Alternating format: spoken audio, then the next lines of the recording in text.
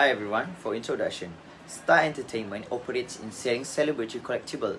2024, company sold 37,500,000 units, generating Rm 750,000 ringgit total sales.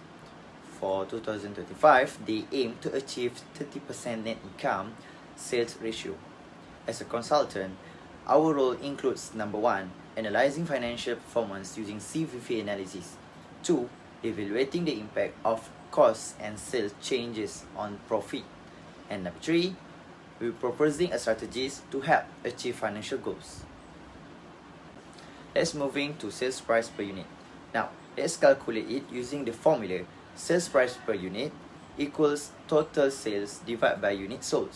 Then it will become 750,000 ringgit divided by 37,500. It will become 20 ringgit. The company generates Rm 750,000 ringgit in sales by selling 37,500 units. This means the price for each unit of the product is 20 ringgit. Now we're going to move to the total variable cost. Total variable cost is stated as Rm 375,000 ringgit, which includes costs and directly linked to the production like raw materials. This is the combined cost of the producing all 37,500,000 units of the product, which includes costs that vary directly with the production levels. Okay, this analysis helps us to understand the break-even point and strategies for Star Entertainment to meet its profit target. Total variable cost of Rm 375,000 is spread across 37,500 units. This means each unit costs Rm 10 ringgit to produce in terms of variable expenses. Hello, my name is Muhammad Shazwan and I will move to the next part, which is I will explain 3 concepts from our analysis. First, the total fixed cost is Rm 157,500. These include fixed costs like COGS at Rm 17,500, advertising at Rm 18,000, and 750 rental expenses, and administrative salaries and insurance. These costs remain constant regardless of production or sales volume, making them critical to consider in financial planning. Next, the contribution margin per unit is Rm 7. This means each unit sold contributes Rm 7 towards covering fixed costs and profits. It is also calculated by subtracting the Rm 30 variable cost per unit from the 20 sales price. Understanding this helps us evaluate the profitability of each unit sold. Finally, the contribution margin ratio is 35%, showing that 35% of every sales dollars going towards covering fixed costs and profits. This ratio is essential for assessing how efficiently revenue is being utilized. In summary, this insight help us better understanding cost structures and profitability. I think that's all from me. Thank you. Okay, let's move on to the break-even point in units. The break-even point in units we can get by fixed cost divided by contribution margin per unit. Okay, for this company, which is Star Entertainment, the contribution margin per unit is Rm 7 ringgit. So we divide 157,500 by 7. We can get 22,500 units. And this means Star Entertainment needs to sell 22,500 units to cover all fixed and variable costs without making any profit. Okay, break-even point in amount. We can take a look at the slide. Break-even point in amount is break-even point units, which is 22,500 multiplied by selling price per unit, which is 20 ringgit. We can get Rm 450,000 in sales revenue to cover all costs and break even in the Star Entertainment company.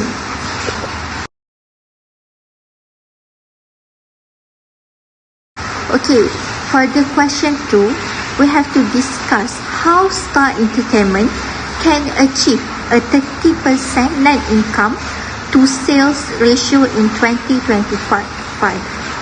First, we use formula. Sales revenue equals to fixed cost plus net income ratio multiplied by S. S means sales revenue. Okay, divide by contribution margin ratio. So, for the Star Entertainment Company, after solving the sales revenue, which is RM3105000, to determine how many units they need to sell, we have to divide sales revenue divide by selling price per unit. So 3150000 divide by 20, we can get 157,500 units.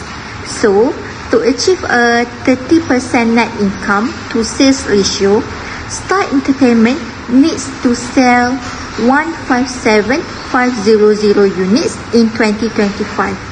So this is a significant increase from 37,500 units in 2024, but the right strategy and this goal can achieve. So for the question 3, the company aims to achieve a target sales revenue which is represented as X to maintain a 30% net income to sales ratio. Based on the calculation, 30% of the sales revenue is equal to 85% of the sales revenue minus 532,500 ringgit. So, by solving this equation, the target sales revenue is determined to be 968,187 ringgit and 82 cents. So, to achieve this revenue, the company plans to sell 37,500 units. The required selling price per unit is calculated by dividing the target sales revenue by the total number of units. This results in a selling price of 25 ringgit and 82 cents per unit.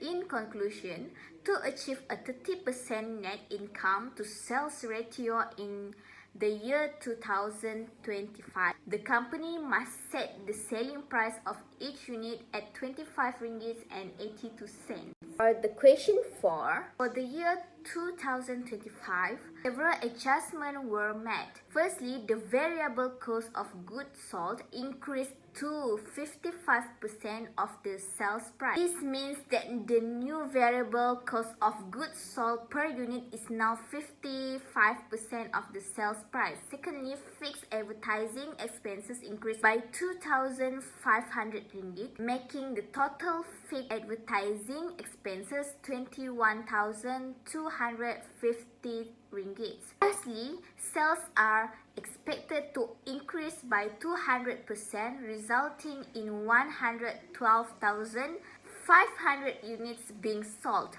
calculated as 37,500 units multiplied by 200%. The calculation to determine whether the company can achieve a 30% net income to sales ratio under this adjustment is as follows. Total sales are calculated by multiplying the new number of units sold by the new selling price.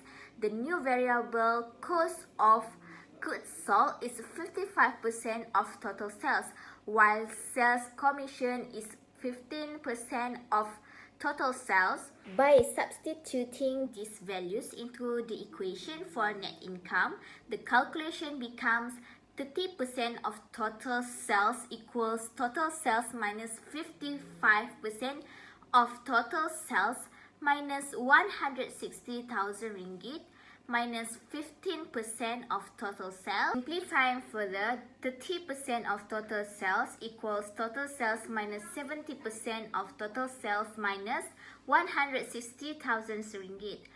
This equation simplified to 30% of total sales equals negative 160,000 ringgit.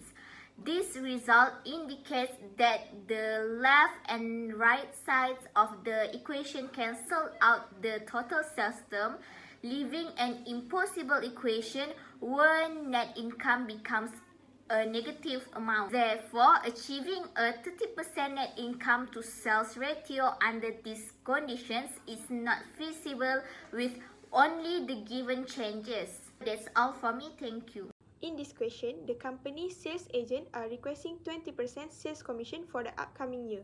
In response, the CEO are considering to hire 6 in-house sales staff to replace the agents. Each employee would receive a fixed salary of RM625 and 5% of sales commission. The company must evaluate whether to approve the agent request or proceed with hiring in-house sales staff. Using the given data, I have compared the cost for both choices. Based on the cost comparison, approving the agent's request for a 20% commission rate would cost RM150,000, while hiring in-house agents with a 5% commission and fixed salary would cost RM82,500. Hiring in-house agent is significantly cheaper, saving RM67,500 annually based on the 2024 sales projection of RM750,000. Therefore, it is recommended that the company opt for hiring in-house agents to reduce costs efficiently. These are the recommendations for the company to improve their performance. In summary, our analysis highlight the steps Star Entertainment Sdn Bhd can take to achieve its 2025 financial goals. Through CVP analysis, we identified strategies such as hiring in-house sales staff, improving product quality, and expanding market reach to boost profitability. While some options like a 200 sales increase are not feasible, a balanced approach to cost control and revenue generation can drive sustainable growth and competitiveness. That's all from us. Thank you.